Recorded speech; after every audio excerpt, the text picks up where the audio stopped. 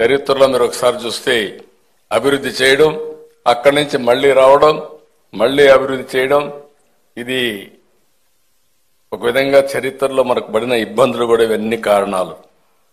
దానిపైన కమిటీ వేసి మళ్లీ పెండింగ్ పెట్టాడు నెహ్రూ గారు. అవన్నీ పెండింగ్ పెట్టిన తర్వాత మీరు ఒకసారి చూస్తే పొట్టి శ్రీరాములు గారు చేసిన త్యాగంతో అది కూడా మనం చూసినప్పుడు ఈయన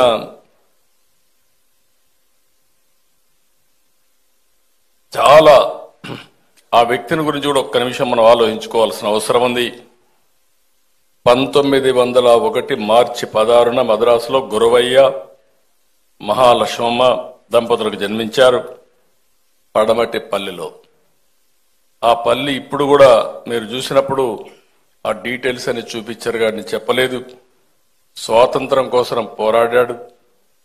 సామాజిక ఉద్యమంలో పోరాడి ఎవరైతే షెడ్యూల్ కులాలు ఉన్నారో ఆ రోజుట్లోనే వాళ్ళ హక్కుల కోసం పోరాడినటువంటి ఒక సామాజిక వాది, మానవతావాది పొట్టి శ్రీరాములు గారని చెప్పి కూడా నేను మీకు తెలియజేస్తున్నా.